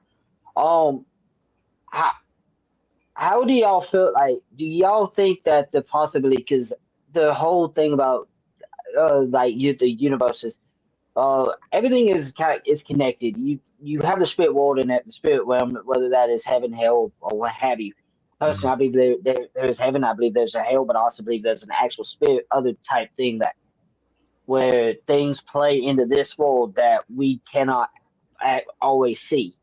I believe personally, dragons are the interconnector. They can go from this world to the spirit realm, and we have mathematically proven that there's at least 15 different parallel universes running along with us. Actually, CERN came out and said, "Hey, we probably collapsed a couple of them." I think one of them along the line is is a different dimension but it's laid right on top of ours. But instead of it being like a different dimension, what if it's like everything's concurrently running, but in a different spectrum of the UV light? Because our eyes don't see all of the fractals of the UV light spectrum. But what if not only that, they actually exist because we see in a certain thing, we exist in one plane because they can intermingle because they're reptiles and everything, and they're allegedly gods and everything. They are of the spirit realm. They can go to and fro, a lot like how a lot of people think Bigfoot is interdimensional. I did a show with the Big Grambowski. Yeah, and we had a guest on there that talked that Bigfoot was interdimensional. Me and my cousin personally think that he's an ape of great intelligence, not really an interdimensional being. How do y'all feel about dragons? What do I think about dragons? Yes, sir. Because I believe they actually existed. You have the fact that in Japan to China, from Japan, they say that when the dragons leave Japan and head towards China, they gain a toe, which is the challenge. While in China, they say when the dragons leave China and go west, towards like Japan, that they lose their toes because that's a legend that goes both ways. And they also say that the dragons that both of them they're not depicted like the European dragon or vipers with wings. They're depicted as long snakes with furry heads, which is a lot similar to the Mesoamerican dragon god Quetzalcoatl. You see how different cultures that had no interplay with each other for the most part were depicting the same animal and worshiping them as gods and spiritual beings. So I think do you want to get my yeah, let's hear it, Headless. Okay, so where is the dragon part of your brain? I was going to bring up there is a dragon part in your brain. Right. So we're talking about the part is that the brain stem back here. It's like right where it touches your skull, and it produces that sort of reptilian brain. What does it govern? The basic functions of breathing and eating and all of these things that are, automatic, right? So if you think about the dragons as being sort of an automatic force in the universe, that actually applies to your own brain stem, which governs the autonomic surfaces of your body, right? Heartbeat, all the rest of the stuff that is regulated by that reptilian part of your brain. It's not a higher thinking function, which would include a lot more mammalian sort of ideas. But if you want to universalize that, it would make sense that there's something connected to the spirit world in our basic functioning as humans, right? The breath we breathe, the muscle contractions that we don't fully control.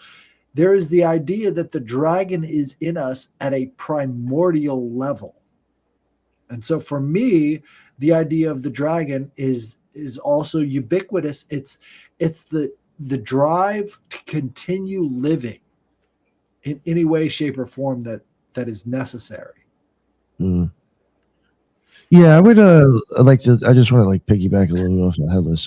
Yeah, I do think I guess it's quite possible there was dragons, but I do wonder this could explain all right, if the dragons are real, like you're saying, people at different parts of the world could see it. If it is actually talking about a vision that maybe people are seeing, people could possibly experience the same thing. I think if you're tapping into some sort of collective consciousness, people may have the same ideas, the same visions, so that's how people get in different areas could see it, or getting a little bit more scientific into it. If it was part of the brain, we all have that in our head, so it doesn't matter where you are. If you cut somebody's head open, you're going to see it regardless of what country you're in. y'all were the okay, so like there are animals that exist that fundamentally quote unquote evolution shouldn't really explain. That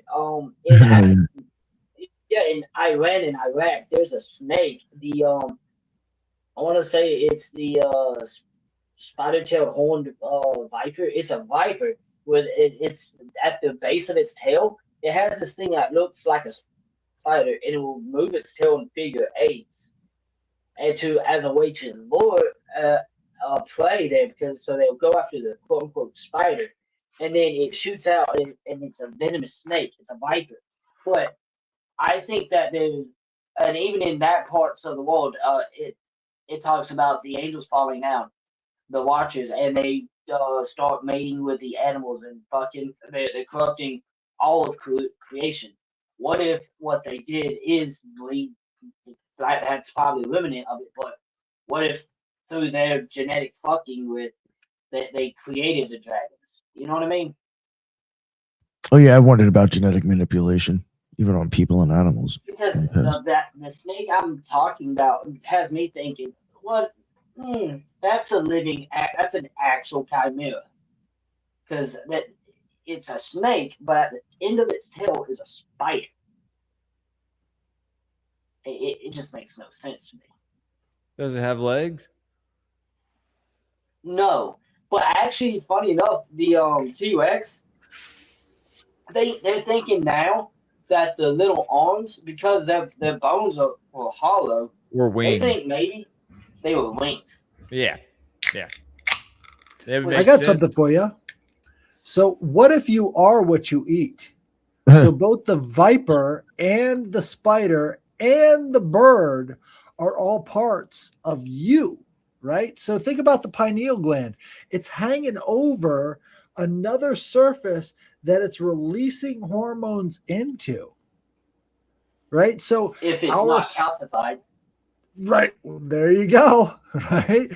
So what I'm saying is like the whole process of eating that bird by attracting it with the spider looking thing on the tail is actually part of how we come into form, how we are manifest.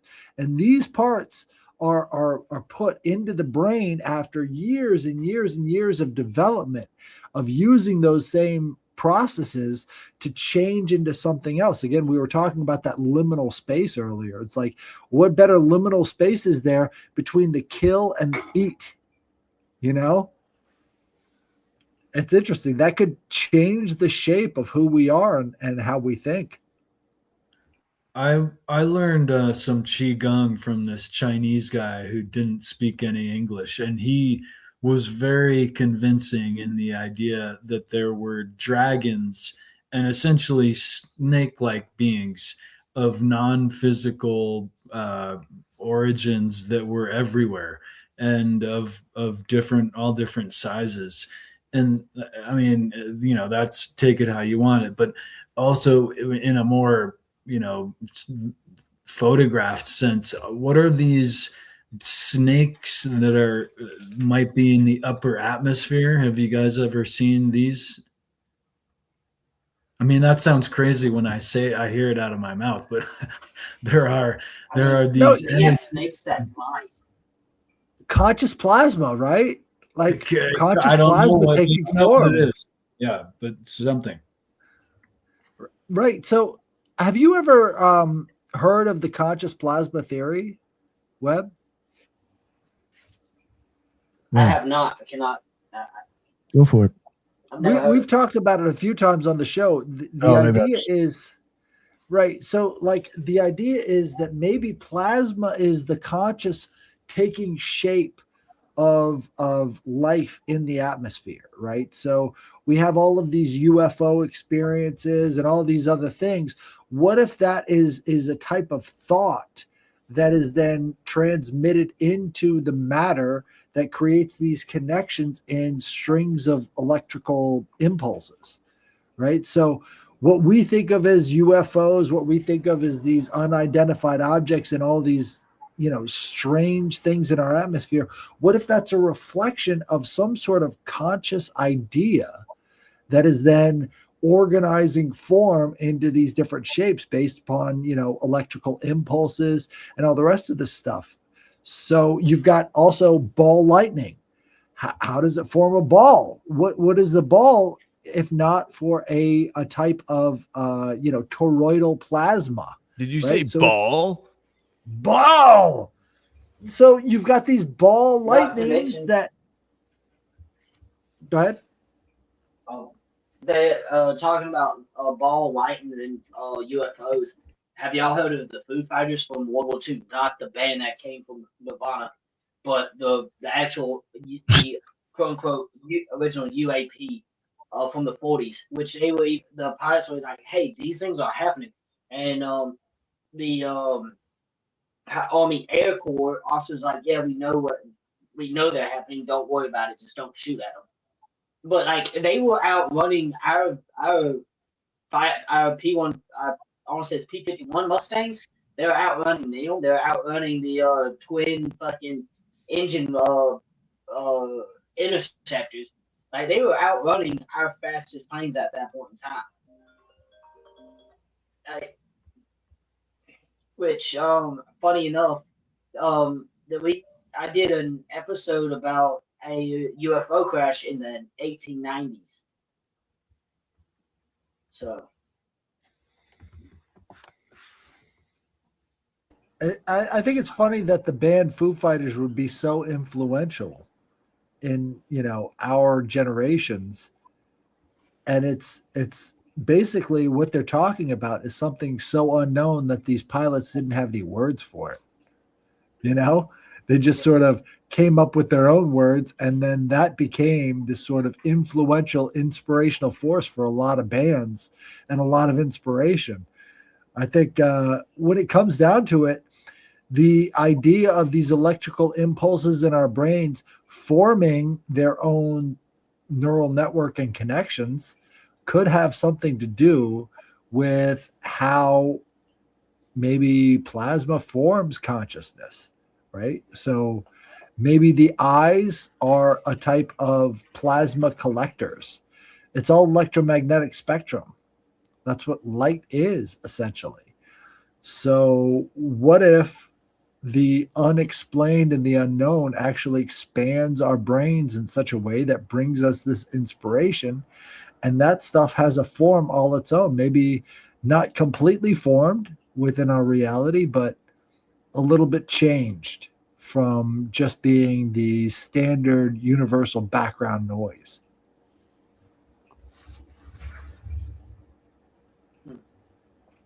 that's awesome.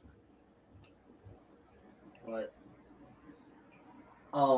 again, gentlemen, it's been an honor meeting y'all, having these conversations. I want to talk about Godzilla in those terms, right? Because this is connected to the rivers of Japan, which have a lot of electrical potential, right? I mean, you can find all of these river spirits all over the world. What if they're tapping into something that is exactly. So it brings us back to that basic cosmology. Is it the earth and the sky, or is it this primordial chaotic water, which are all electrically based? What's beyond the sky? Well, the firmament is said to separate the waters from above from the waters below. Which I think when God did the flood, he busted to open the firmament.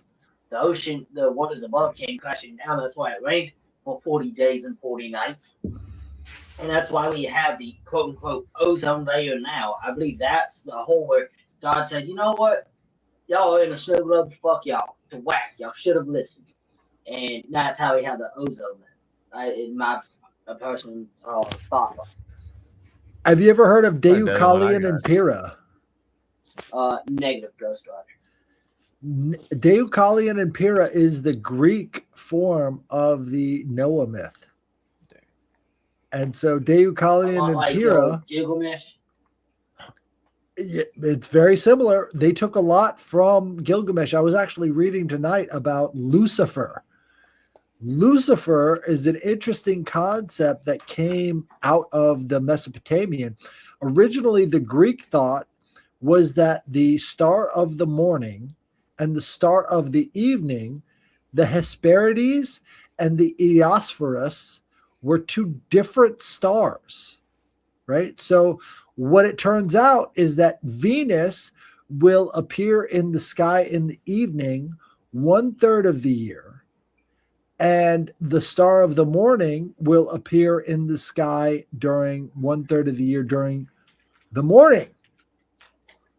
So Eosphorus and Hesperides were the same star, and they took that from the Mesopotamian astronomers and incorporated that in their own myths. So the star of the morning and the star of the evening are the same star, and they understood that in a way where they were trying to mythologize and personify these forces. So Lucifer, being the star of the morning, is the same Venus as the one that shows up later on as the star of the evening. So that's a interesting connection, because it gets demonized as this force.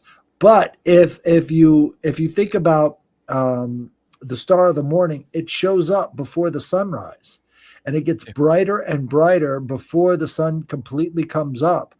But once the sun completely comes up, it disappears. That's why they called it Eosphorus, the son of the morning star. And even Jesus is called the son of the morning star in the New Testament. He calls himself the morning star. Yeah. Right. So what are we supposed to take from these myths, if not for understanding there is a link to the heavens? And if you think about the heavens, in outer space, plasma is self-organizing, right? So all of these stars, all of these planets, all of this stuff, they self-organize based upon the electrical impulses in those energy clouds, just like atoms do with electron clouds that orbit the nucleus. So all of this stuff is as above, so below. And unless we have that perspective, we're not seeing everything for what it really is, I think. I agree. I mean, if you can't look at it esoterically, what are you doing? Right? What are you doing here? Because I mean, that's the only way to experience something, right? I mean, that's how you explain it. That's, besides the other way through just learning about it, right? I don't know.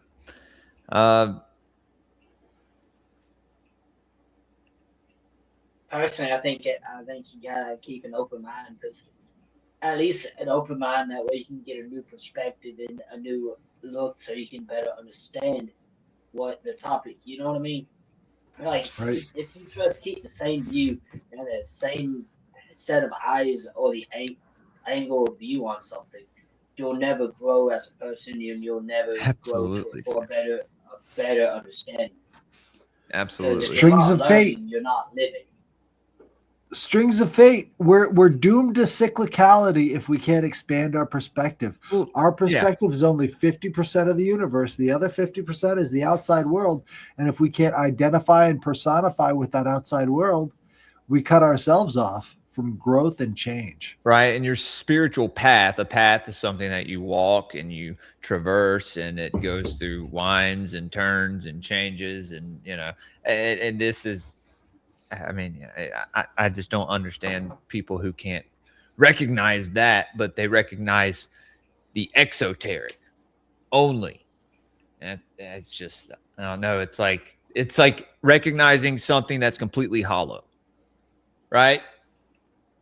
Basic term, right? Almost, or like, I don't know. I don't know how to put it. Nothing is hollow. Everything has depth. No spiritually hollow, dude. Right. Spiritually hollow. Yeah. Right. Excuse me. But Um, starting with the Headless Giant, we'll work our way down. Tell them where they can catch you at again. You can find me at the Headless Giant on YouTube, on Twitter, on Instagram, and if you want, you can check me and Ethan out this Sunday. We're going to be doing another trialogue, whether or not Ricardo's there. We had a great time last Sunday. It was an awesome time. And we're going to be doing I'm going to show up for Gods of the Morning Wood tomorrow. I don't know about you guys, but Yeah, I'm gonna be there. yes, indeed. I'll definitely Ethan, do- you're invited as well, man. Fuck yeah, that shit was I'm fun. gonna try to be there. Yep. It'll be a couple hours long. So And if you have any strange occult / mystical stories, you could send them to the Headless Giant Podcast at gmail.com, and we will read those on Thursday. So get those emails in there. We love to syncretize in a way that is very fair to all parties. So check it out. Thank you. All right, you want me to go next there, Sam? Yes, sir. Yes, sir. Up next is you, big dog. Yeah. Yeah, the Occult Rejects. Yeah. One thing I do want to promote for tomorrow, I think 7:30. We got Richard Ruach coming on. He's a returning guest, and Colin Concrete coming on to talk about Fourth Way and Gurdjieff shit. So that should be interesting. Yeah. dude, Rat, check that out, Rat. Yeah. We got that. Pretty cool guys. They've been on separately, and they're our friends, so they were wanted to jump on the show together and talk some shit. So should be pretty interesting. So yeah, check that out. And the Occult Rejects and occultresearchinstitute.org. Check that all out. Thank you. All right, got that link in the description on my channels as well. Occult Research Institute. Shouts out the Occult Rejects. Thank you guys for having me tonight. And Sam, I'm guessing this is going to be the first of many episodes. Hopefully that will catch each other on. It was good meeting you, man. It's also good seeing all my fellow rejects as well. Guys, find me on X at Grateful Pod, Instagram Grateful_podcast, Rumble, YouTube. I think I may be past 1,000 by now. I don't know. Try to get me past there if I'm not. Spotify and Apple Podcasts, because they won't let me on Spreaker. And then you can go to patreon.com/Grateful Podcast, support the show. Gods of the Morning Wood tomorrow morning. Mysteries of the Druids Part 4 and Aquarian Gospel Part 2. And then tomorrow night, 8 o'clock Central, I guess. So if y'all want to get into Gurdjieff, you can check out the Occult Rejects. But if you want to come talk about who knows what the fuck with me and Jose Galison, I will be on No Way Jose tomorrow night. Yeah. And I think it's a live show. It may be a Patreon show for him, but I think I'm pretty sure it's a live show. I think he does live show Saturday night. I've seen him do it before. Then Sunday around noon, I want to say noon Central, maybe 1. I'm having Jacob from Rise to Liberty on my show. It's going to be good. He's the producer for Already Dead. Shouts out all the boys on Already Dead, Jose, Jacob, and Austin. So that means I have to do a show with Austin soon as well. And then Sunday night, I believe at 6 Central, we are, I want to say 6 Central. I think Nick, that may be 6 Eastern. I don't know. We are going on Divulgence. Me, yes, Headless, 6 p.m. EST. Maybe Brandon. I yes. think. I don't know. Yes. Yeah. You, Brandon, and Headless. Okay. So we're going to hang out with Brandon again. And it's my 3rd time on there. He keeps inviting me back. So thank you, Brandon. But guys, also, if you want to support the show and you want to get some cool threads, like this hoodie, I got another hoodie in there, some shirts. You'll see it throughout the weekend. You go to graypilled.printify.me. The shipping is a little but it's it's kind of worth it. I mean, I even pay it, so it's whatever. You gotta get it shipped to you. It is the cheaper shipping option. Actually, it may not be, so maybe I'll change it to you. I don't know. I'm trying to do a sale for the patrons as well. And Tierney mentioned movie earlier. I'm sorry I'm taking so long, guys. Tierney mentioned a movie earlier. Maybe not tonight. I know someone just said Holy Mountain. You want me to Holy Mountain you? That's a good movie. We could do it. Fucking we could do great it on a movie. stream. I'd want to do it on a stream. That'd be cool. But I don't know. Maybe later tonight, you guys hop on the Discord if you have the link. If you're part of the Patreon, you probably have the link. I'll send it out in the chats as well. Sounds like a Saturday night movie to me, actually. Yeah. Well, we'll probably stream it on my channel, but we get on Discord if I'm up late, and right now, you know, I'm about to go hang out with my kid for a little bit, probably till he passes out. But hell yeah. Yeah.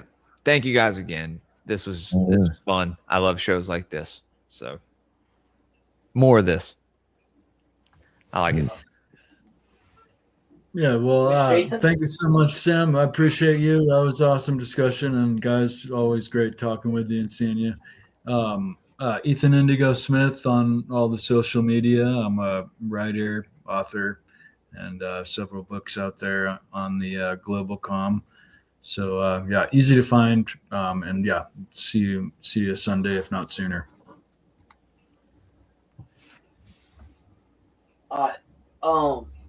So thank you all joining the Web of Mysteries, which shout out to everybody that came, and make sure you subscribe and follow these nice gentlemen. They were awesome. But this has been the Web of Mystery. Good night, chess puller, wherever you want. Blessed be the chaos. I'm Sam. That's Cal. And what's up, Cal? Chaos, y'all. What's up, dude? I see you back there, homie. You're good. You chill. Just chill. Just chill back there. You're good. We love you, dude. But, much love from the Creek. Later.